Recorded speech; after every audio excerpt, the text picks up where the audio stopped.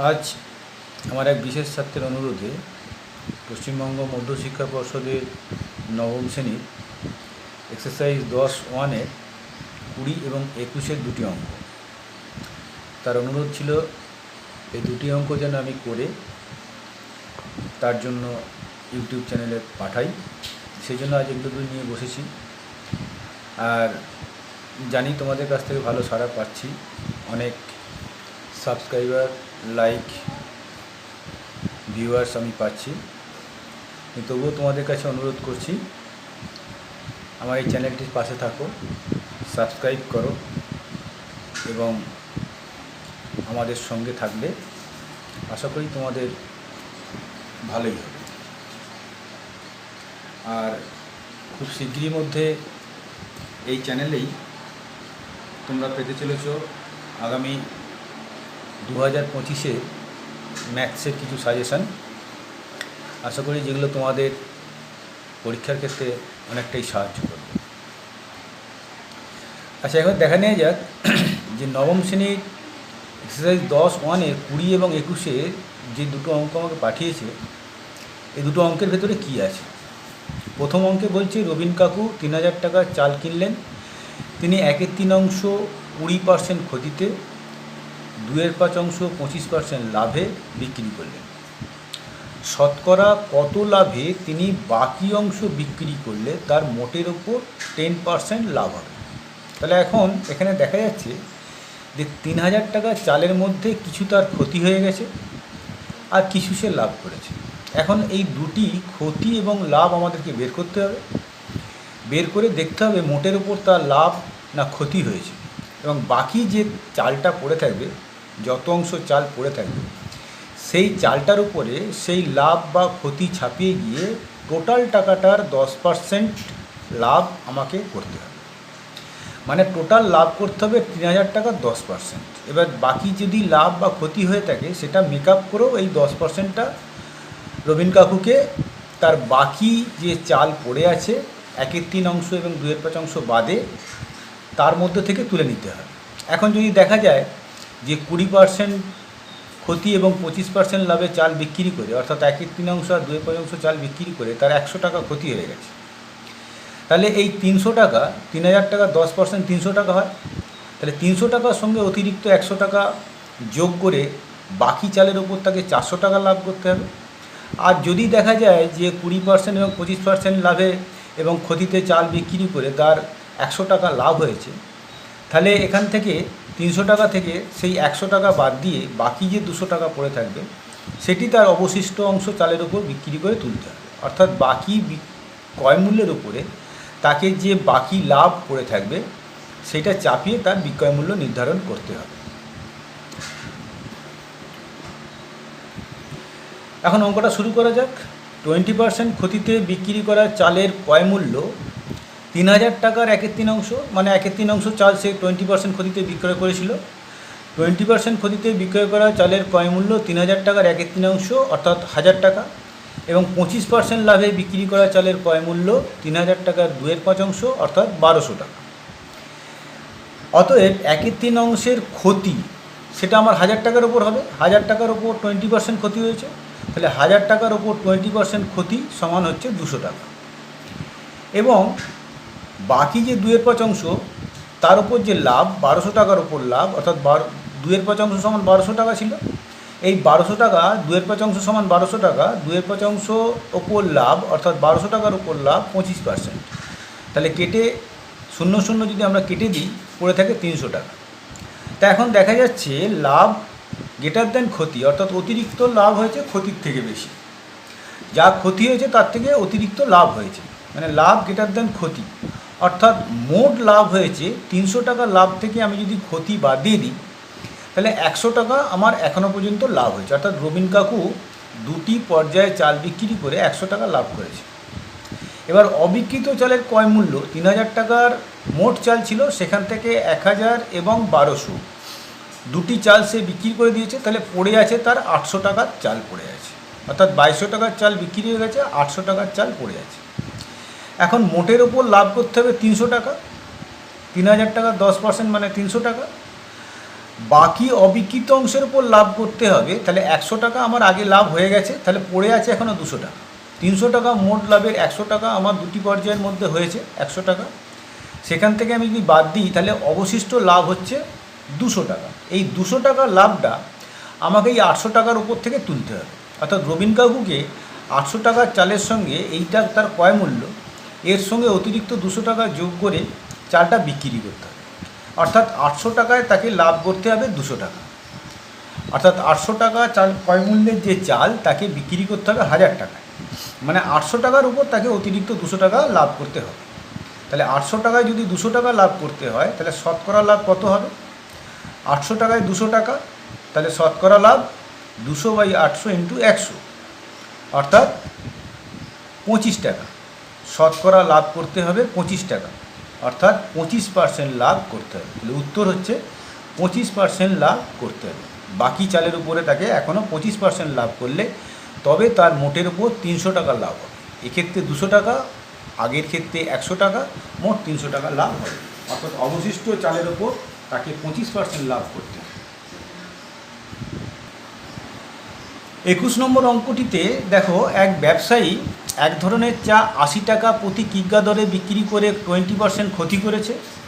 অর্থাৎ এক্ষেত্রে 80 টাকা বিক্রয় মূল্যের থেকে তার ক্রয় মূল্য অধিক হবে। অপর এক ধরনের চা 200 টাকা প্রতি কিগ্রা দরে বিক্রি করে 25% লাভ করেছে। অর্থাৎ এক্ষেত্রে বিক্রয় মূল্য ক্রয় মূল্যের থেকে বেশি হবে।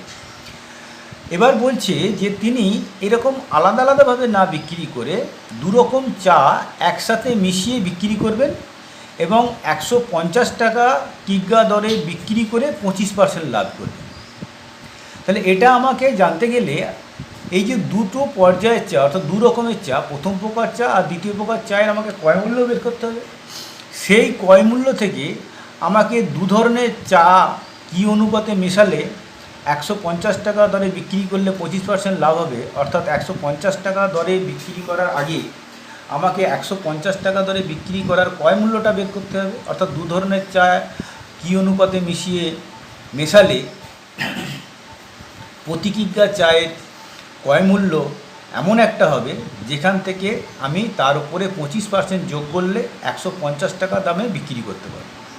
অর্থাৎ এখানে আমাকে তিনটে ক্রয় মূল্য বের করতে হবে। প্রথম প্রকার চায়ের ক্রয় মূল্য বের করতে হবে, দ্বিতীয় প্রকার চায়ের ক্রয় মূল্য বের করতে হবে এবং তৃতীয় প্রকার অর্থাৎ মিশ্রিত চা তারও ক্রয় মূল্য আমাকে বের করতে হবে। সেই ক্রয় মূল্যের ওপর 25% যোগ করে যেন 150 টাকা দাঁড়ায় সেটা দেখতে হবে।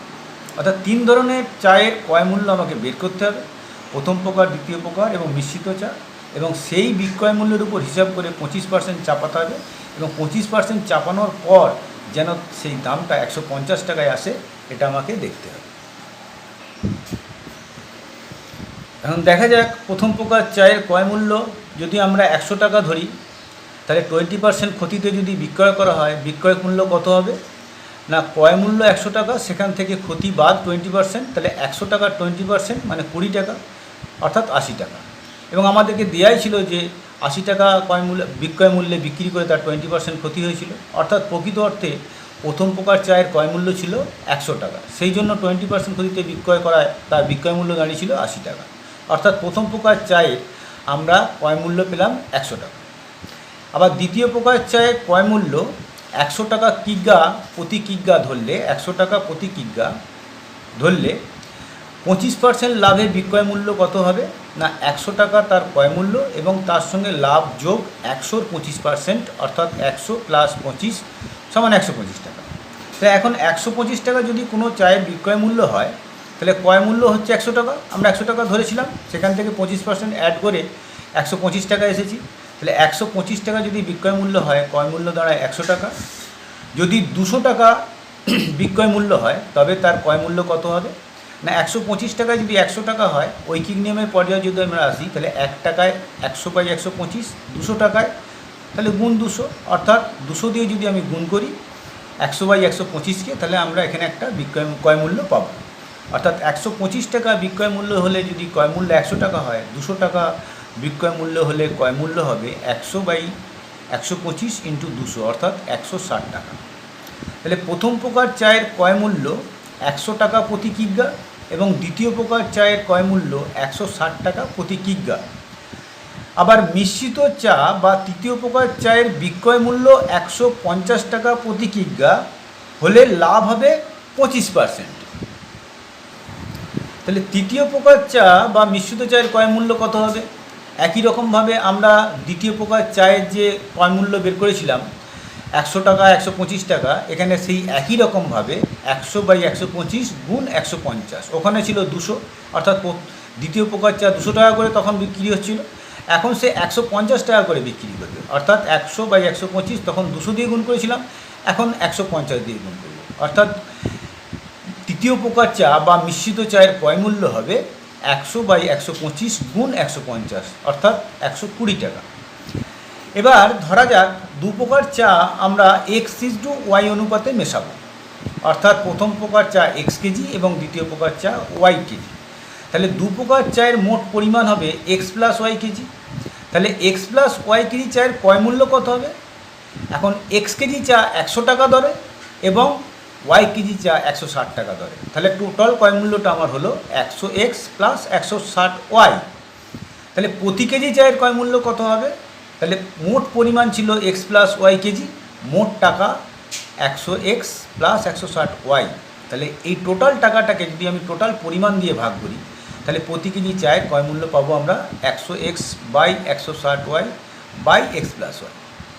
এখন এই টাকাটা, অর্থাৎ এই ক্রয় মূল্যটা আমাদের এখানে যে ক্রয় মূল্য 120 টাকা বেরিয়েছে, এই ক্রয় মূল্যের সঙ্গে সমান হবে, অর্থাৎ শর্তানুসারে 100x + 160y/x + y = 120, বা 100x + 160y = 120x + 120y। আমরা বজ্রগুণন করলে পাবো, অর্থাৎ 120 দিয়ে x + y কে যদি আমরা গুণ করি 120x এবং 120y পাবো।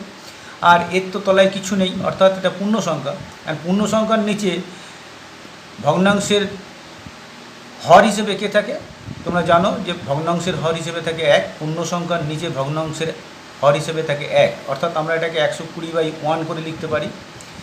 ওপরে 120, নিচে 1। এখন কোনাকুনি বর্জগুণ করলে 1 দিয়ে এটাকে গুণ করতে হবে আর 120 দিয়ে এটাকে গুণ করতে হবে। তাহলে 1 দিয়ে গুণ করলে তো কোনো পরিবর্তন হবে না এটা সেটা, তাহলে এটাই থাকবে।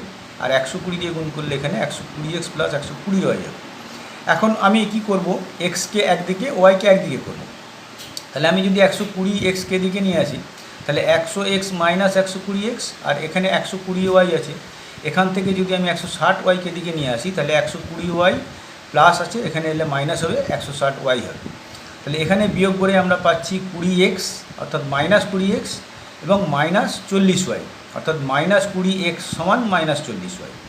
এখন x/y যদি y করি, তাহলে 40-এর নিচে আমাকে 20 বসাতে হয়, অর্থাৎ এদিকের 40 গুণ সম্পর্কে এদিকে এলে, এদিকের y এদিকে গুণ সম্পর্কে আছে, এদিকে এলে নিচে বসবে, ভাগ সম্পর্ক হবে, এবং এদিকে -20 x-এর সঙ্গে গুণ সম্পর্ক আছে, এদিকে এলে ভাগ সম্পর্ক হবে। অর্থাৎ স্থানান্তর করলে, পক্ষান্তর করলে যেটা হয় তোমরা জানো যে পক্ষান্তর করলে এক পক্ষের রাশি অন্য পক্ষ এসে তার বিপরীত হয়, অর্থাৎ -20 গুণ আছে, এখানে এসে বসবে -40-এর নিচে -20, অর্থাৎ x/y = -40/-20। এখন মাইনাস মাইনাস যদি কেটে যায় আর 20 দিয়ে 40কে কাটি, তাহলে x/y, অর্থাৎ x/y সমান কী হবে? 2:1, অর্থাৎ অ্যান্সার 2:1, অর্থাৎ দু প্রকার চা 2:1 অনুপাতে মেশাতে হবে। আশা করি তোমরা সবাই বুঝতে পেরেছো। যদি অসুবিধা হয় কমেন্টে লিখো, পরবর্তী পর্যায়ে আবার একবার আলোচনা করে দেওয়া যাবে। আর চলে যাওয়ার আগে তোমাদেরকে আরেকবার অনুরোধ যে তোমরা চ্যানেলটি সাবস্ক্রাইব করো, লাইক করো, শেয়ার করো, যাতে চ্যানেলটি তোমাদের কাছে আরও বিভিন্ন ধরনের অঙ্ক বিভিন্নভাবে নিয়ে আসতে পারে এবং তোমাদের তাতে সাহায্য হবে। আশা করি আমার কথাটা তোমরা বুঝতে পারছো। চ্যানেলটি সাবস্ক্রাইব করো, সাবস্ক্রাইব করে চ্যানেলের পাশে থাকো এবং চ্যানেলটিকে বড় হতে সাহায্য করো।